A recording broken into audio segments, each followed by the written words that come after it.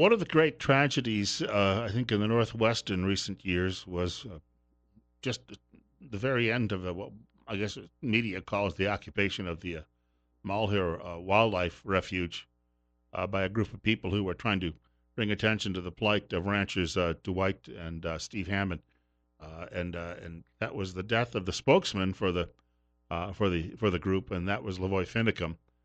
And even people in media had said that he seemed like such a friendly, just down to earth man. And most of you are familiar with that story that he was shot at a roadblock, and with that, the folks who were actually at the refuge all went home. There is a movie out, at least the first part, I guess, a story about his life, which will be available tonight. If you're in the Burley area, you might want to take it in. We're at 9:35, and we're at 37 on Magic Valley this morning on News Radio 1310, KLIX, and NewsRadio1310.com. His widow, Jeanette Finicum, is traveling this part of the country, I think, trying to bring attention not only to the movie but to the story, which is not going away for a great many people, and obviously can never go away for her. Bill Cowley with you as well on KLIX. But Mrs. Finicum, first of all, welcome to our program, and thank you. Thank you so much, Bill, for having me on. This movie, and Dorothy Moon gave us a bit of a rundown on it yesterday, but it really details your husband's commitment, at least much of the movie, to his commitment to family and his beliefs, to the land, all of those things. Are there going to be any surprises for people who will see this tonight? I think so. Because most of the people across America did not know who my husband was. They only knew what the media label lynched him in the press to be. They used those lynching words like terrorist, racist, white supremacist, far right. They used all those words to convict him in the headlines. When I was watching some of the news reports coming out of Malheur, he came across as being a very thoughtful man, and I remember the one story that really I thought was quite touching.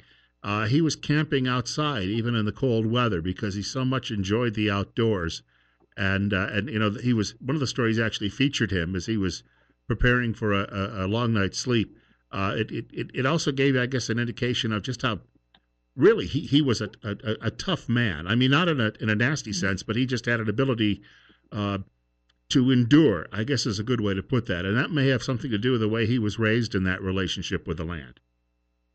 Absolutely. His parents, homesteaded, his grandparents homesteaded out in the cane beds area, and his father and grandfather, and they took the kids out and taught them how to deal with the elements and how to deal with being out there.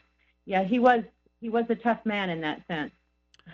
Well, he's got some stories, that's for sure. What time does the movie start tonight? This is in Burley, right? Yes, it's at the Burley Theater at 135 West Main Street at 6 p.m. Now, is there an admission fee or anything involved with that? I'm not sure. The organizers will, if there is, it'll be right there at the theater. You can pay right at the door. Okay. How long is the film? I mean, and this is, as I understand, this is just one of a series that's coming out. Correct. This is part 2 of a series that the Center for Self-Governance is putting out. The first part was on the Bundy standoff in Bunkerville. Part 2 is Lavoy Dead Man Talking, and there are 4 episodes. Tonight you will see episode 1 of Lavoy Dead Man Talking, and it is about an hour and 7 minutes long. And this really deals with conversations and discussions he had before his tragic death, as I understand it. Well, this is, my family's goal is to bring to the American people who my husband was, what he was standing for, and why he went to Malheur. So tonight you're going to see mostly who the man was and what he was standing for. And then in part 2, you're going to see it transition into how they got to Malheur, why he went to Malheur, and what was happening at Malheur. Part 3, it's going to be more about the incidences that were happening at Malheur, and part 4 will be to sum up and to talk about how he was murdered. We've got to take a short break. We're going to have you stick around until just about 10 o'clock this morning. And do want to point out, too, as well, folks who are tuning in this morning, Jeanette Finicum is Lavoy Finicum's widow. She's joining us on News Radio 1310 KLIX and News Radio 1310.com. Bill Colley with you, too, on Magic Valley this morning. We're at 39, and, of course, what came out at the court case was shocking to a lot of us who may have been sitting on the fence on this particular story.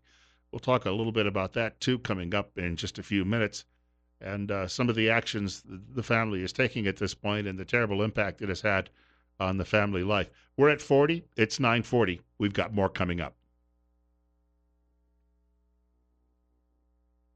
We are joined through the final segment of this program by the widow of Lavoy Finicum. That's Jeanette Finicum on News Radio 1310 KLIX and News Radio 1310.com. Bill Colley with you on Magic Valley this morning at 9:42. We're at 41. Mrs. Finicum, one thing that I guess I would add to this is because, as the story was unfolding on that tragic day, I remember an interview your husband had done beforehand where he had said he didn't have any intention of spending the rest of his years locked up in a prison cell because he had spent so much of his life outdoors in a ranching environment. But what shocked me was what came at trial, and a lot of us who weren't quite sure about the government's actions, that came out at trial that the federal agents were told they're not supposed to be pulling out their firearms in a situation like that. And you had an FBI agent who admitted at trial that he had actually fired 2 shots.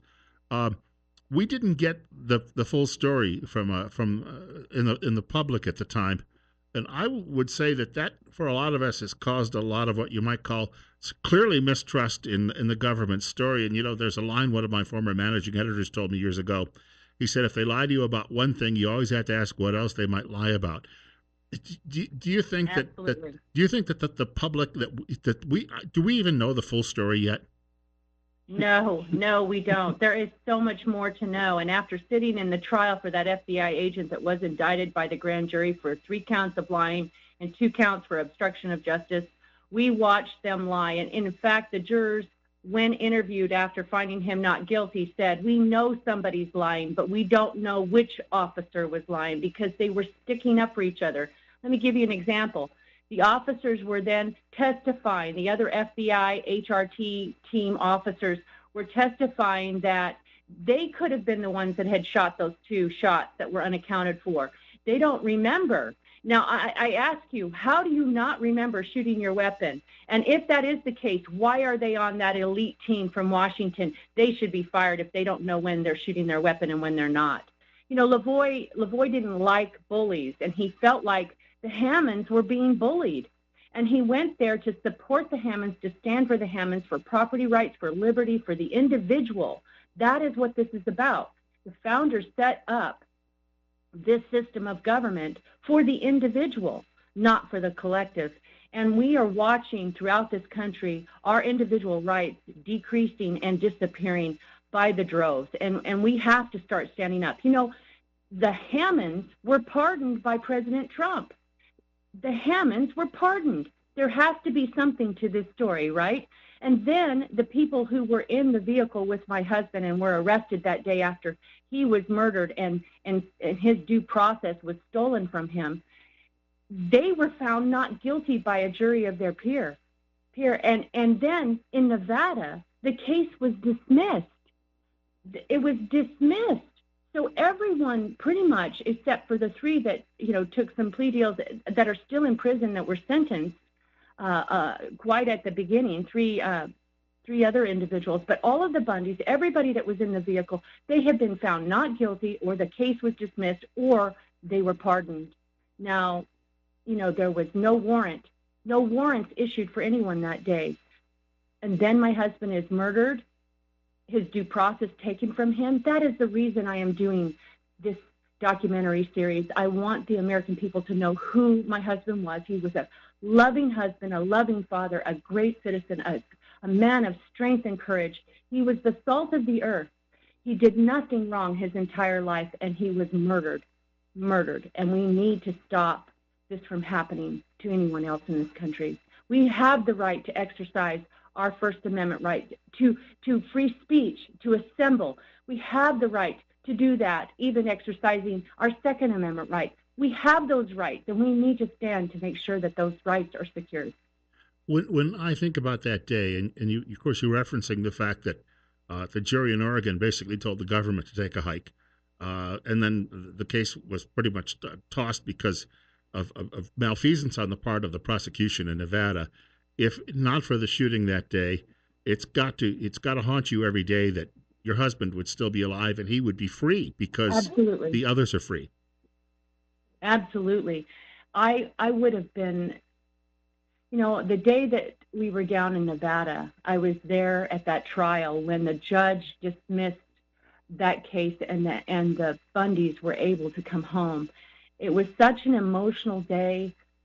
I was elated for the Bundys, just thrilled that they were going to be able to go home to their families. But I thought to myself, even when the not guilty verdicts came in up north the year before, my husband too would be home with us had they not murdered him, and stole that process from him, that due process that we're innocent until proven guilty. But that is not what you're seeing across this country anymore. The press can label lynch you, call you a domestic terrorist in the headlines, and then you are on this hit list by our government, and they can go in and rob that due process from you on a label, all on just a label, Well, without any proof whatsoever. the other part that I find, how media treats this is when you had the Occupy demonstrations in places like Oakland and Portland, and even, I guess they continue in Portland, the media tries to tell the public that these people are out there fighting for a good cause and the like, and yet they race through the streets, burn buildings, smash windows, and yet the fact of the matter is your husband and his associates were basically camping out in the middle of a forest where nobody else was in any danger whatsoever. Right. That the fact the media, I guess, shows us its true colors in the way it treats different sides. It picks its sides and attacks one while promotes another. That's got to be very disturbing. It is. It should be disturbing to all of Americans, all the Americans out there. Ferguson, 40 days. Give them room to express themselves. Give them the space, to vent. That's what the officials are saying, and allowing them to destroy the city. That's insane. In Portland, the ICE building, while I'm sitting up there for the FBI trial just recently, they're allowing Antifa to go into the ICE building and destroy and threaten employees. Yet my husband and the Bundys were 35 miles outside of Burns, not bothering anyone, not committing crimes, not destroying property, not threatening individuals. They were outside of that town 35 miles. Who was in town creating fear in the hearts and minds of people and individuals? It was the FBI. The 400 FBI agents descended upon that town, took over the airport, took over the schools, went and told people to stay inside their homes, to not come out, or to only do so if they had someone else with them. They are the ones that caused that fear in the hearts and minds of those individuals in that town, and turned it around and made it seem like the people out at Malheur were going to come in any time and do harm to them. We have got to start standing up. We've got to start standing up for our rights, and we need to make that fight now, or we're not going to have the ability to make any fight whatsoever. We want to mention we're speaking with Jeanette Finicum. She is the widow of Lavoy Finicum, who was known during that occupation at Malheur, and tragically died in a roadblock, which brought it all to an end at the time. We're at 38. It's 9:51 on Magic Valley this morning with Bill Colley on News Radio 1310, KLIX, and NewsRadio1310.com. I know it's got to be difficult to talk about family life today because you had a lot of children, and it fostered. I was sharing with Dorothy Moon yesterday that my uncle, I had an uncle who died just earlier this year, and he and my aunt had actually, with their own 3 children, and then who they adopted and fostering children, they had 64, almost, I think, exactly along the lines of what you were doing. But it's got to be very difficult for you to manage the ranch and to care for all of these children and to try to hold the family together after all of this has happened. Yes, it has been a challenge. I'm I'm very fortunate. I have wonderful children. I have 12 children altogether. And yes, we did do therapeutic foster care for teenage boys for over 18 years, and which resulted in about 60 young men coming through our home, 2 of which we did adopt and include into our family. They're wonderful individuals. All of my children are, but they are all adults at this point. My youngest daughter is 20, and she just got married in August.